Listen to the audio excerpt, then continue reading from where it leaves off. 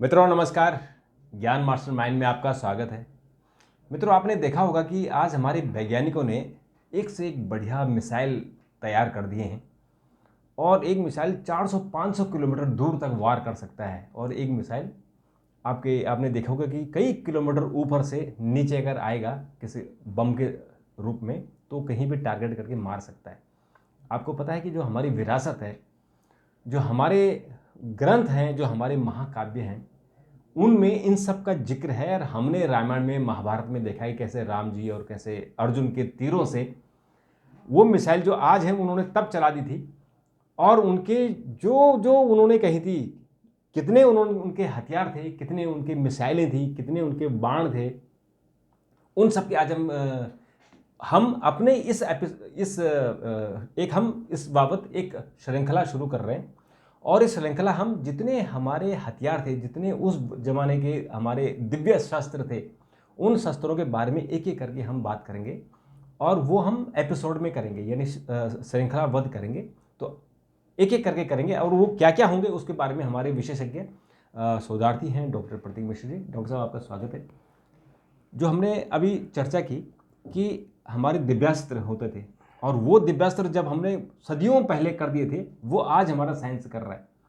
तो आप थोड़ा सा उनका एक जिक्र कीजिए और फिर जैसे हमने प्लान किया कि इसको हम एपिसोड करेंगे, यानी श्रृंखलाबद्ध करके, तो एक एक करके बताइए कि आज हम क्या करेंगे और उसके बाद अगले दिन हम कौन से दिव्यास्त्र के बारे में बात करेंगे। ठीक है।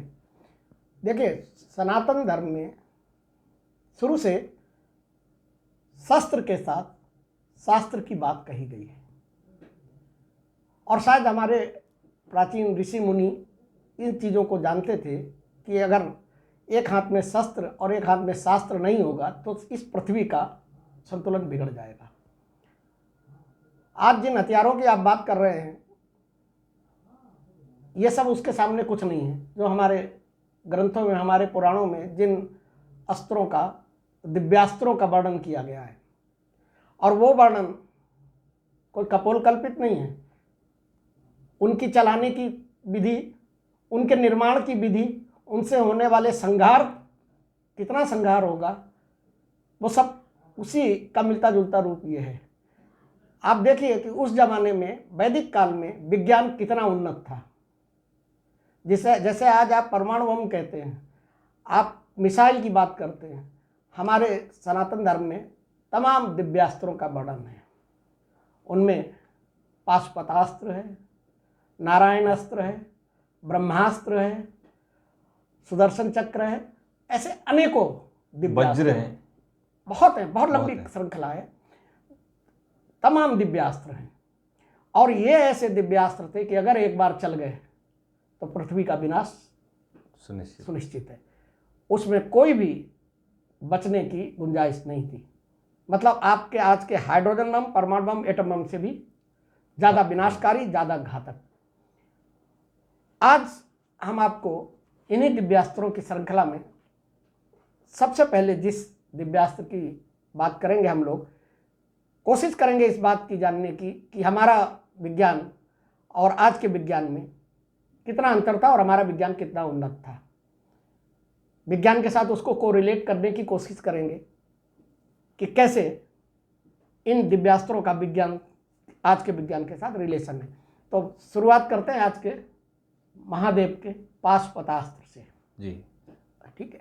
ये ऐसा महाशक्तिशाली दिव्यास्त्र है और ग्रंथों में और हमारे पुराणों में और हमारी धार्मिक मान्यताओं में ये माना जाता है कि इस अस्त्र के मुकाबले का कोई अस्त्र नहीं था, ना हुआ ना होगा, क्योंकि ये महादेव जी का है। ये महादेव जी का था। महादेव जी ने कई योद्धाओं को दिया, लेकिन इसके अपने चलाने के, इसके उपयोग करने के नियम कायदे कानून थे। जैसे कि आज भी वर्ल्ड ऑर्डर में अगर आप देखें तो ये माना जाता है कि जो परमाणु संपन्न देश हैं, वो जो गैर परमाणु संपन्न राष्ट्र हैं, उनके खिलाफ परमाणु बम का उपयोग नहीं करेंगे। और मतलब एक न्यूक्लियर पॉलिसी है कि हर देश भी नहीं करेगा। हर देश की एक न्यूक्लियर पॉलिसी है। हाँ। तो हमारे सनातन की भी एक, इन दिव्यास्त्रों को लेके सनातन की भी पॉलिसी थी और उसका कड़ाई से पालन किया जाता था। तो ये जो पाशुपतास्त्र है, इसका उल्लेख जो है आपके शिव पुराण में भी है, लिंग पुराण में भी है और विष्णु पुराण में भी है। आप ये समझिए कि कितना संहारक रहा होगा, क्योंकि ये शिव जी की खुद की शक्ति है। और इस पाशुपतास्त्र का नाम कैसे पड़ा? भगवान महादेव का जो पशुपति अवतार है उससे इसका नाम पाशुपतास्त्र पड़ा। तो ये जो पाशुपतास्त्र है इसके बारे में ये माना जाता है कि ये एक बार चलने के बाद एक तो इसको वापस नहीं किया जा सकता, दूसरे इससे प्रलय होने की आशंका रहती है। इसको वापस खाली तभी लिया जा सकता है जब शिव जी खुद चाहें, महादेव, अन्यथा कोई योद्धा इसको वापस नहीं ले सकता है। और ये हथियार बेसिकली जो है ये 3 लोगों के पास हमारे जो ग्रंथों में है कि उनका मुख्य हथियार था महादेव का, माता काली का और आदि पराशक्ति का। और ये भी माना जाता है कि शिव जी ने कठोर तपस्या करके माँ आदि पराशक्ति से, जो इस ब्रह्मांड की जननी है, उनसे ये प्राप्त किया था। भगवान विष्णु ने, महादेव ने खुद बहुत बड़ी तपस्या की। इस अस्त्र के बारे में कहा जाता है कि ये मन, आंख, वाणी और धनुष बाण से कंट्रोल किया जा सकता था। मतलब मन से किया जा सकता था, जैसे ध्वनि से किया जा सकता था, वाणी से किया जा सकता था। जैसे कि आज से बहुत से हथियार हैं जिसे मानसिक रूप से, मन से नहीं अभी कर पा रहे हैं, वाणी से और ध्वनि उससे करते हैं। क्या नाम आपके मैकेनिकल तरीके से कर सकते हैं, लेकिन मन से अभी करने वाला कोई हथियार विकसित नहीं हुआ। और वैज्ञानिक लगे हुए और इन्हीं चीज़ों पे लगे हुए हैं, वो इन्हीं पाशुपतास्त्र वगैरह की संरचनाओं पे अध्ययन कर रहे हैं। उनको लग रहा है कि अगर ये मन से संचालित हो सकता था तो क्या आज की युग में कोई मन से संचालित होने वाला हथियार बनाया जा सकता है? अब देखिए, ये 3 देवों के अलावा, इन 3 लोगों के अलावा जिन लोगों को ये हथियार दिया गया था, उनमें जो आप थे, भगवान विष्णु को ये हथियार दिया था और भगवान विष्णु को ये हथियार महादेव जी ने दिया था। अर्जुन को ये हथियार मिला था। इसकी एक कहानी मैं अभी बताऊंगा आपको। जी। वो भी महादेव जी की कठिन तपस्या की थी। श्री कृष्ण भगवान ने अर्जुन से कहा था जब महाभारत का युद्ध चल रहा था, और बेसिकली ये हथियार जैसे कि अभी परमाणु हथियार है ना, डराने के लिए होते हैं, तो ये डराने वाला हथियार था। इसका उपयोग नहीं होता था, इतना भयानक था, हाँ, कि इसका उपयोग नहीं होता क्योंकि सृष्टि खत्म हो जाती। तो डराने के लिए था। और चूंकि महाभारत के युद्ध में कौरव सेना बहुत बड़ी थी, पूरी पृथ्वी के ज्यादातर राजा कौरवों के पक्ष में लड़ रहे थे और पांडवों के पक्ष में कम लोग थे। तो कृष्ण को इस बात का संशय था कि ये पांडव युद्ध हार सकते हैं, और अगर ऐसी कोई स्थिति आती तो एक ऐसा हथियार, महाअस्त्र होना चाहिए, दिव्यास्त्र होना चाहिए, जिससे कि कौरवों को नियंत्रित किया जा सके। तो कृष्ण भगवान ने अर्जुन को जो है ये कहा था कि भाई आप महादेव की तपस्या कीजिए और उनसे दिव्यास्त्र लीजिए। तो विष्णु भगवान को भी महादेव जी ने दिया, अर्जुन को भी महादेव जी ने दिया। और परशुराम महादेव के एकमात्र जो शिष्य हैं वो परशुराम है। आप कहेंगे रावण महादेव का भक्त था, हाँ, अनन्य भक्त था, लेकिन परशुराम जो थे वो शिष्य थे। और परशुराम की बहुत कठिन तपस्या ली थी भगवान महादेव ने। बहुत कठिन तपस्या लेने के बाद फिर खुश होकर उनको पाशुपतास्त्र दिया था। और देखिए, आपको बताएं, ये रावण, महाबलशाली रावण के पुत्र मेघनाथ, इंद्रजीत, जिसने इंद्र को जीत लिया था, मेघनाथ के पास, मेघनाथ को भी दिया था। हाँ, ये ऐसे, मतलब इसकी पात्रता हर आदमी के लिए, हर योद्धा के लिए नहीं थी। इसकी पात्रता गिने चुने योद्धाओं में थी। अब देखिए, अब आप कहेंगे कि इसका उपयोग कहाँ कहाँ हुआ। इस अस्त्र का, इस दिव्यास्त्र का उपयोग खाली महादेव जी ने एक बार किया है, बाकी इसका कोई उपयोग नहीं कर पाए, बस दिखाने के लिए। रामायण काल में ये इंद्रजीत के पास था, मेघनाथ के पास था, इसका उपयोग नहीं हुआ। महाभारत काल में ये अर्जुन के पास था, इसका उपयोग नहीं हुआ। इसका उपयोग किया था महादेव ने स्वयं, और ये तब किया था जब त्रिपुरासुर नाम का राक्षस जो था, तो वो जो राक्षस था वो कंट्रोल में नहीं आ रहा था, तब उसका वध करने के लिए महादेव ने किया था। और ये त्रिपुरासुर की कहानी है कि वो 3 असुर थे एक साथ।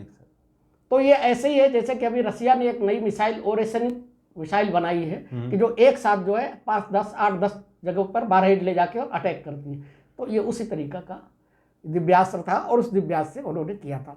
अब देखिए, इसकी तुलना आप कर सकते हैं परमाणु बम से। लेजर वेपन्स जो हैं, क्योंकि लेजर वेपन जो है वो किसी मतलब मैनुअल तरीके से नहीं चलते हाँ, हैं, वो जो टारगेटेड होते हैं। टारगेटेड होते हैं। एंटी मैटर टेक्निक और डार्क एनर्जी टेक्निक से उनसे इसकी तुलना की जा सकती है। अब विज्ञान हमारी इन्हीं जो जो हमारी खोज हैं, हमारी जो सनातन की जो टेक्निक है, उन्हीं टेक्निक पे काम कर रहा है और उन्हीं से सारी चीज़ों को डेवलप कर रहा है। पाशुपतास्त्र की जो विशेषताएं हैं उसे आप समझ लीजिए कि ये पूरे ब्रह्मांड को एक बार चलाने के बाद नष्ट कर सकता था। तो इसको देते समय एक तरीके से पहले ही एक शपथ ले ली जाती थी योद्धा से, उसकी परीक्षा ली जाती थी। महादेव ने जिन जिन को दिया सबकी परीक्षा ली, उसके बाद पाशुपतास्त्र दिया। मैंने बताया आपको, एक बार अगर इसको वापस इसको चला दिया तो इसको वापस नहीं लिया जा सकता है। अब ऐसी स्थिति में इसके साथ पौराणिक कथाएं भी जुड़ी हुई हैं कि अर्जुन को कैसे मिला। तो जब मैंने आपको बताया कि भगवान श्री कृष्ण ने अर्जुन से कहा कि आप जाइए और जाकर जो है महादेव की तपस्या कीजिए और महाअस्त्र या दिव्यास्त्र कोई उनसे लीजिए, तभी जो है कौरवों को आप परास्त कर पाएंगे। तो अर्जुन ने जाके वन के अंदर कठोर तपस्या की।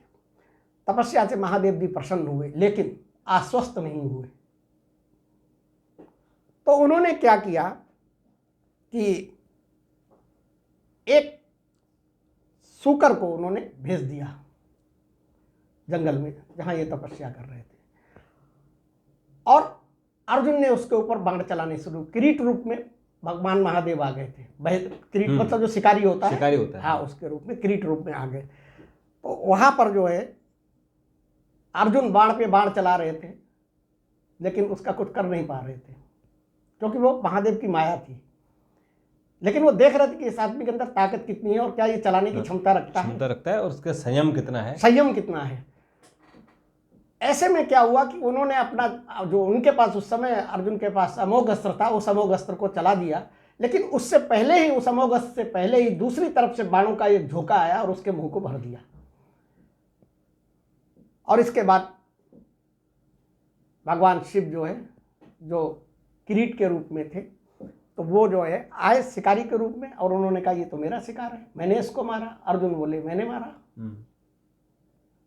तो दोनों के बीच में युद्ध हुआ। हाँ, ये महाभारत में भी दिखाया, महाभारत की कथा है। महाभारत सीरियल आया था, उसमें इस एपिसोड में दिखाया गया है। महाभारत सीरियल में भी दिखाया गया था।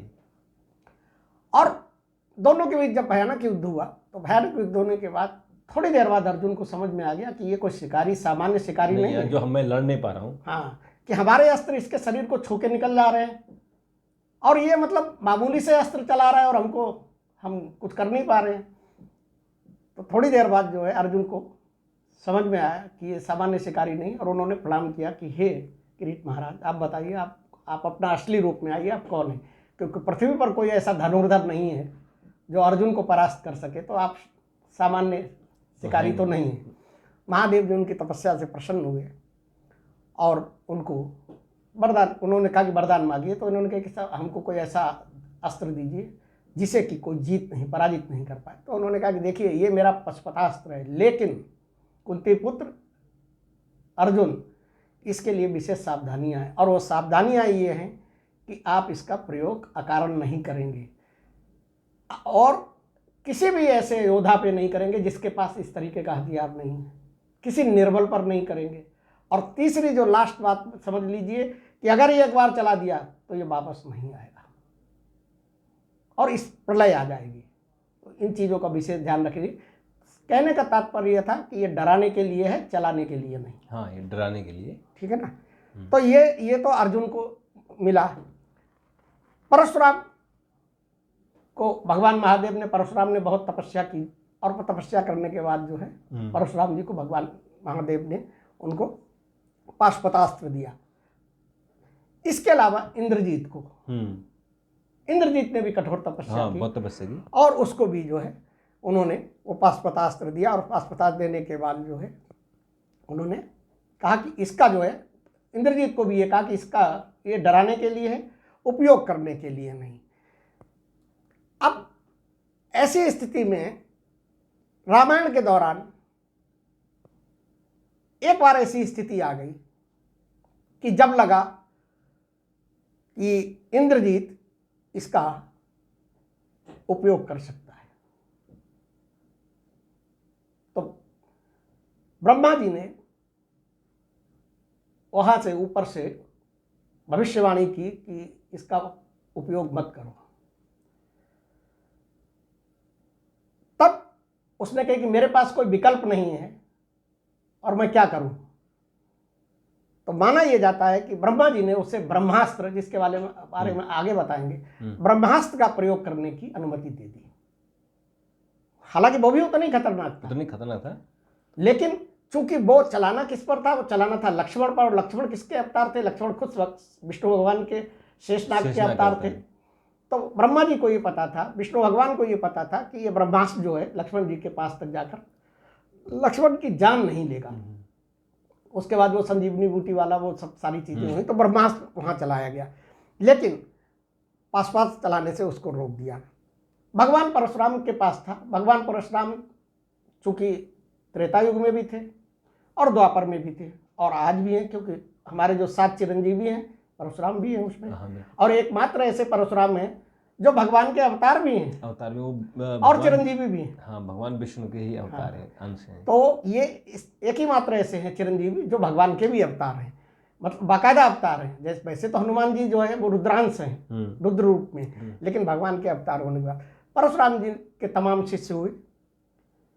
उन्होंने कई बार सोचा कि कुछ योग्य शिष्यों को दें, लेकिन देते देते वो हिचक जाते थे। अंतिम समय मतलब कर्ण जिस समय उनसे युद्ध शस्त्र की और कौशल की ट्रेनिंग लेने गया, तो उसके सेवा भाव से वो बहुत प्रसन्न हुए और उन्होंने कर्ण को कई दिव्यास्त्र दिए और कर्ण के साथ उन्होंने युद्ध किया। कर्ण ने मना किया कि मैं आपके साथ युद्ध नहीं कर सकता हूं, लेकिन उन्होंने केवल परीक्षा लेने के लिए कि देखें इसका धैर्य और संयम कितना है। तो और वो उकसा रहे थे, और ये थी पाशुपतास्त्र देने से पहले की परीक्षा की ये इस परीक्षा में खरा उतरेगा। हाँ, खरा उतरेगा नहीं। तो कर्ण जो भी बाण चलाते थे परशुराम जी उसका काट कर देते थे। परशुराम जी ने जो दिव्यास्त्र दिए थे तो परशुराम जी ने कहा कि उनका उपयोग भी करो। तो कर्ण ने कहा कि आप हमारे गुरु हैं, मैं आपके ऊपर इनका उपयोग नहीं कर सकता। उन्होंने कि करो, यही तो देखना है कि ये अस्त्र काम कर रहे हैं या नहीं कर रहे। जैसे कि आज भी ये माना जाता है कि परमाणु बम तो दुनिया भर 5-7 कंट्रीज के पास है, लेकिन इसमें से एक्टिव कितने हैं? हाँ, उसमें उनका जो है परीक्षण किया उनकी पोटेंशियल कम हो जाती है ना, तो परीक्षण होता रहता है समय समय पे। तो परशुराम जी बोले कि नहीं, मैं चाहता हूँ कि इसका परीक्षण हो जाए, ये बहुत दिनों से इनका उपयोग नहीं हुआ है। तो कर्ण ने उसमें से एक दिव्यास्त्र को प्रत्यंचा पे चढ़ा दिया।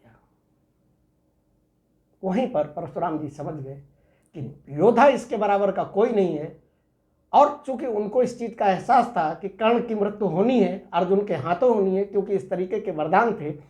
ऐसी स्थिति में जब मृत्यु इसके सामने खड़ी हुई और इसने पाशुपतास्त्र चल दिया, अगर इसको मैंने दे दिया तो ये चला सकता कि कहीं ना कहीं संयम की कमी थी, और उस परीक्षा में कर्ण फेल हो गए। तो वो कर्ण को देते देते परशुराम जी उसको रह गए। तो बाद में उन्होंने फिर कर्ण को श्राप भी। हाँ, भगवान विष्णु को महादेव जी ने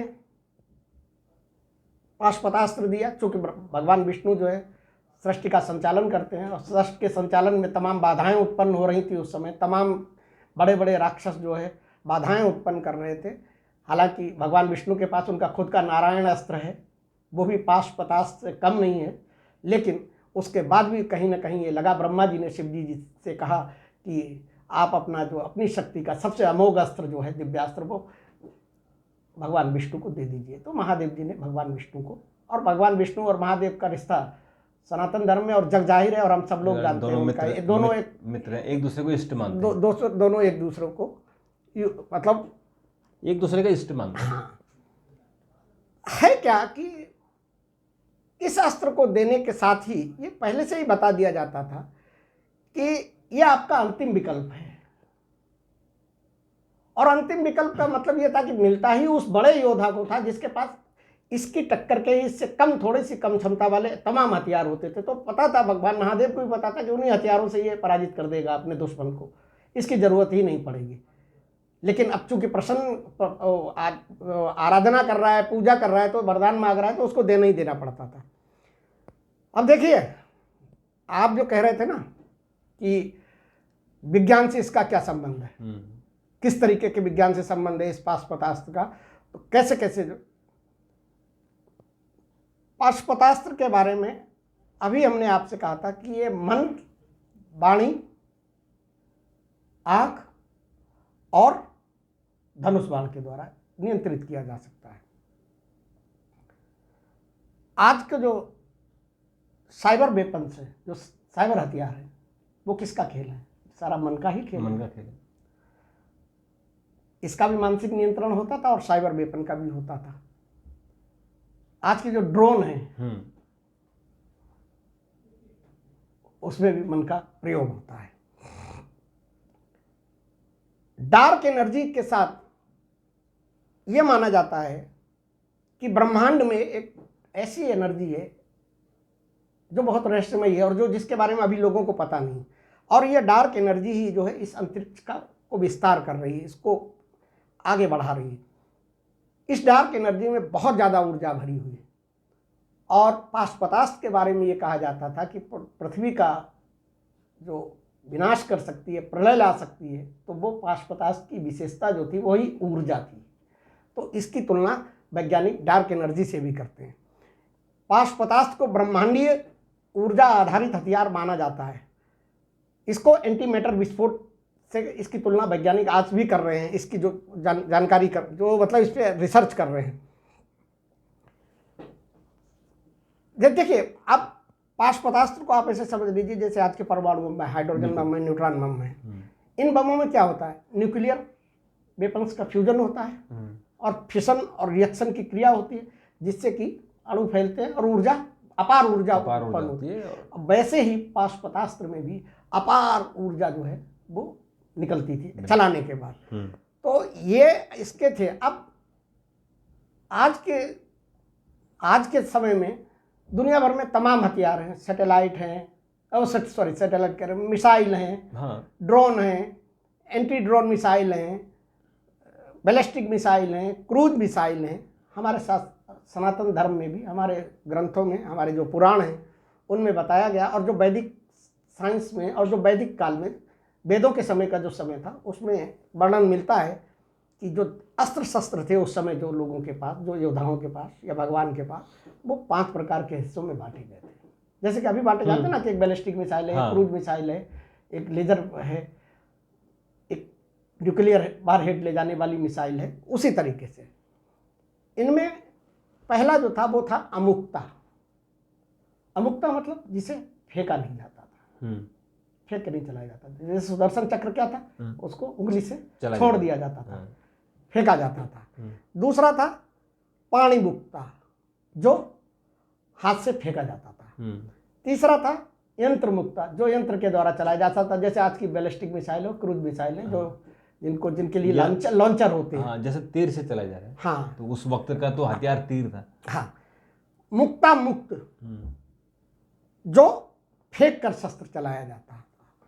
और एक जो होता था वो मुक्त संवृत्ति कैटेगरी का होता था, जो मतलब जिसे एक बार फेंक कर चला भी दिया जाता था और उसको फिर वापस भी लिया जाता था। जैसे सुदर्शन चक्र इस श्रेणी में आता था। भगवान, आपने देखा होगा कई जगह कि भगवान कृष्ण जो है सुदर्शन चक्र को छोड़ देते हैं और अपना काम करके लौट के आ जाता है, उनकी उंगली पे ही धारण हो जाता है।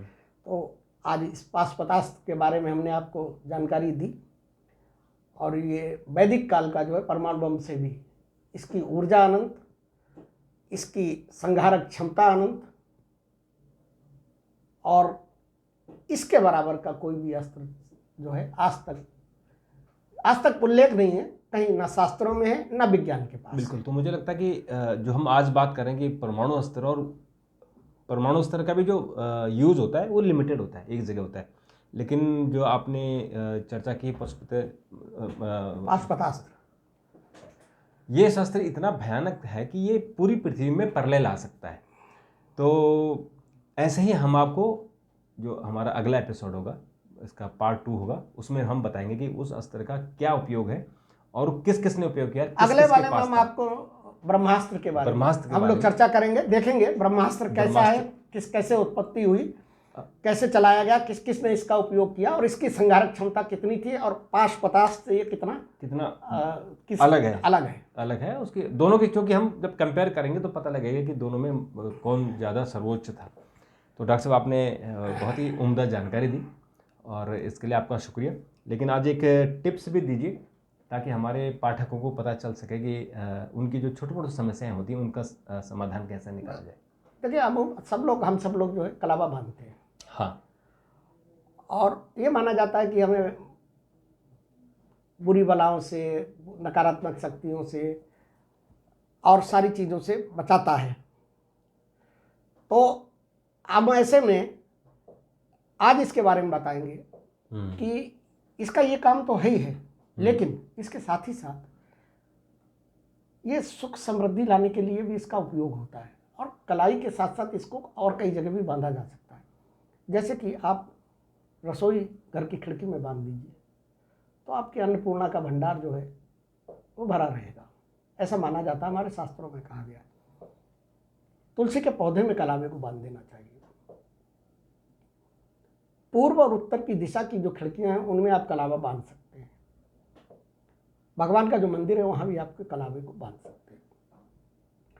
कलावे में माना जाता है और इसी मान्यता है कि ब्रह्मा विष्णु महेश के साथ साथ माता लक्ष्मी, माता काली, सरस्वती और माता पार्वती, इन 3 शक्तियों की भी पूरी एनर्जी उसके साथ होती है।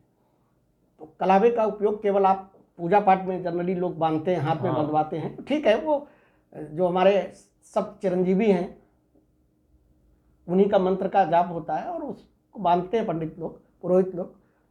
लेकिन आप भी जो है कलावे को बांध 4-5 जगह, वो आपका स्वास्थ्य को भी ठीक रखेगा, 3-4 ब्लड जगह प्रेशर ठीक रखेगा, नहीं, नेगेटिव एनर्जी को दूर करते हैं, स्वास्थ्य को भी ठीक करते हैं। स्वास्थ्य में तो एक्यूप्रेशर का काम करता है, क्योंकि कलाई की जिस हिस्से में बांधा जाता है ये दबी रहती है। और इन सबके अलग बड़े महत्व हैं, जैसे कि जनेऊ का महत्व है, लोग पहनते नहीं, जनेऊ का महत्व है। ऐसे इस कलावे का आध्यात्मिक के साथ साथ साइंटिफिक भी है, इसका मतलब है। और साइंटिफिक मतलब ये है कि ये आपके हार्ट से रिलेटेड बीमारी हैं, लग पैरालिसिस से रिलेटेड हैं, डायबिटीज़ से हैं, तो वो सारी नसें यहीं पे होती हैं, तो उनको ये बांधे रहता है, उनका एक प्रेशर का काम करता है, दबाव डालता रहता है, तो आप इन बीमारियों से भी बचे रहते हैं। और बाकी क्या है कि अगर इन जगहों पे आप बांध देंगे तो निगेटिविटी खत्म होगी, सुख शांति बनी रहेगी, क्लेश नहीं होगा।